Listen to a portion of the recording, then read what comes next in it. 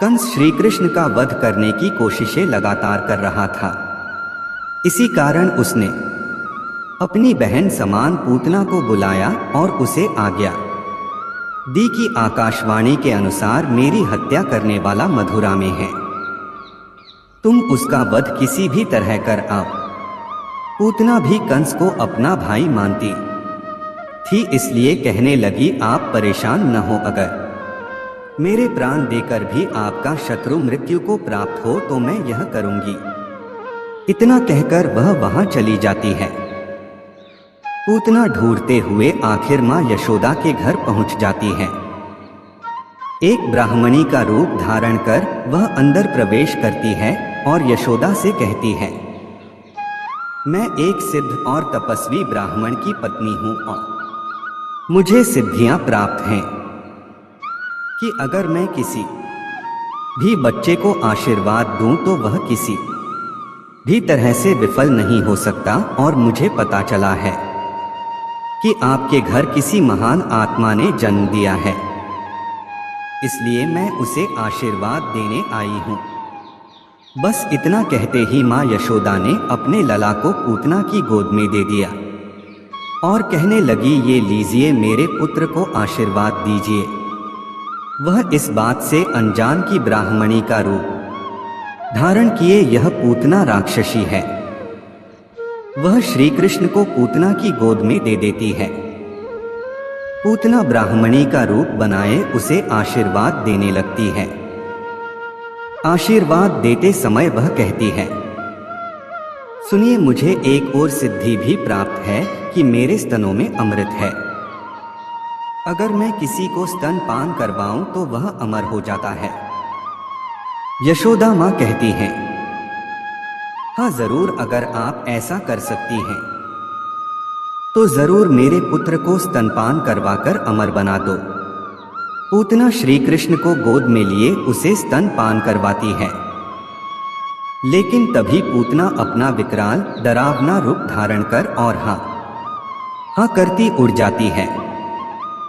मां यशोदा पर तो जैसे बिजली टूट पड़ती है। चिल्लाते हुए यशोदा मां उसी तरफ भाग जाती है जिस तरफ पूतना श्री कृष्ण को लेकर उड़ जाती है। मां यशोदा आगे आगे और नगर वासी पीछे पीछे दौड़ते हुए जंगल में पहुंच जाते हैं, पर पूतना का कहीं भी पता नहीं था कि वह कहां आसमान में गायब हो गई थी। थोड़ी ही देर बाद वह राक्षसी आसमान से जंगल में गिरी। श्री कृष्ण सही सलामत उसकी छाती पर बैठे हुए खेल रहे थे। पूतना का आकर इतना विशाल था कि श्री कृष्ण को उसके ऊपर से उतरना बहुत ही मुश्किल था।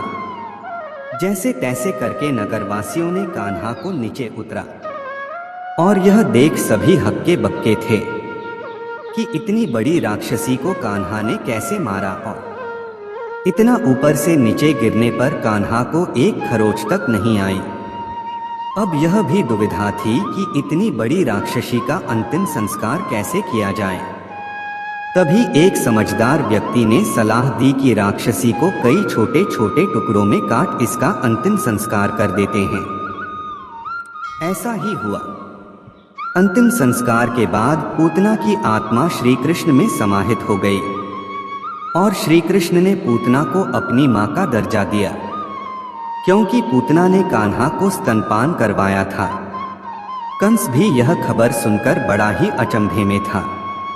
कंस निरंतर श्री कृष्ण का वध करने की कोशिशें कर रहा था, पर एक भी कोशिश सफल नहीं हो रही थी, जिसके कारण उसके मन में डर भी था और वह बौखलाया भी था। अपने मंत्रियों को कह रहा था, एक एक करके हमारे सभी शक्तिशाली योद्धा मारे जा चुके हैं, अब कोई उपाय नहीं रहा। बकासुर और पूतना का भी वध हो चुका है। अब आप ही कोई सलाह दीजिए। कंस के मंत्री ने सलाह दी, महाराज, हमारा एक शक्तिशाली योद्धा अभी बाकी है। मुझे पूर्ण विश्वास है कि इस बार यह योद्धा हमारा काम निश्चय की करेगा। कंस खुश हो जाता है, कहता है, कौन है वो? क्या वो सच में कान्हा का वध कर पाएगा। मंत्री कहता है, हाँ महाराज, अवश्य ही वह यह काम करेगा। कंस कहता है, कौन है वो, उसको शीघ्र ही बोलो। मंत्री उसको अकासुर नाम से बुलाते हैं। वह तुरंत दरबार में प्रकट हो जाता है। वह इतना विशाल सर्प कि सैकड़ों लोगों को एक ही बार में निगल जाए। सभी उसे देखकर डर गए। कंस ने उसे अपने शत्रु के बारे में बताया। वह श्री कृष्ण वध के लिए निकल पड़ा। उधर श्री कृष्ण ग्वालों के साथ गाय चराने के लिए में व्यस्त थे। सैकड़ों गाय आराम से चर रही थी। चुपके से अकासुर वहां आ जाता है। गाय इधर उधर भागने लगती हैं। श्री कृष्ण और अन्य ग्वालों को भागदौड़ के कारण चोटें भी आती हैं, लेकिन उनको पता नहीं चलता कि गैया ने ऐसे भागदौड़ क्यों की।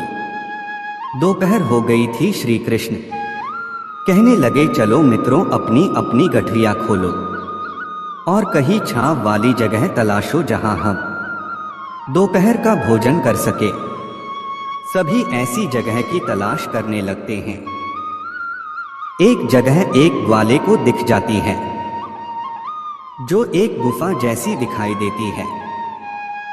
असल में वह अकासुर का मुंह होता है, जो वह खुला करके श्री कृष्ण के अंदर आने का इंतजार कर रहा होता है। इतना बड़ा अजगर का मुंह कि कोई समझ न पाए कि यह कोई मुंह है या गुफा। सभी अंदर चले जाते हैं, इस बात से अनजान कि यह कोई गुफा नहीं, अकासुर का मुंह है। सभी जब अंदर चले जाते हैं, अकासुर अपना मुंह बंद कर लेता है। ग्वालों को पता नहीं चला कि आखिर यह कैसे हुआ। सभी मुंह के अंदर बंद हो जाते हैं, लेकिन श्री कृष्ण सब जानते थे। अकासुर मुंह को जोर जोर से हिलाना शुरू कर देता है, जिससे श्री कृष्ण को छोड़ सभी ग्वाले बेहोश हो जाते हैं। श्री कृष्ण अपना मुंह बढ़ाकर अकासुर का विशाल पहाड़ जैसे मुंह के 2 टुकड़े कर देते हैं। अकासुर की मृत्यु हो जाती है और उसकी आत्मा ज्योति बाहर निकलकर श्री कृष्ण को कहती है कि मैं एक राजा का पुत्र था। कामदेव जैसा मैं बहुत सुंदर था। मुझे अपनी सुंदरता का बहुत घमंड था। एक दिन मार्ग से अष्टवक्र ऋषि जा रहे थे। मैं उनके टेढ़े मेढ़े शरीर को देख आपकी हंसी रोक न पाया और उनका मजाक उड़ाने लगा। मैं उनको पहचान न पाया। उनको इस बात का बहुत बुरा लगा, जिससे क्रोधित होकर मुझे श्राप दिया कि तू एक सांप की तरह कुरूप हो जाएगा। जब उन्होंने श्राप दिया, इसके पश्चात मैंने उनसे पैरों में गिरकर क्षमा मांगी, तो उन्होंने ने कहा, श्री कृष्ण ही तुम्हारा उद्धार करेंगे और तुम्हारी आत्मा ज्योति उनमें समाहित होकर मुक्ति प्राप्त करेगी। इस वीडियो में दी गई जानकारी मान्यताओं और सूचनाओं पर आधारित है। कृष्ण मोटिवेशनल चैनल इसकी पुष्टि नहीं करता है। अधिक जानकारी के लिए एक्सपर्ट से संपर्क करें। पूरा वीडियो देखने के लिए दिल की गहराई से शुक्रिया, धन्यवाद।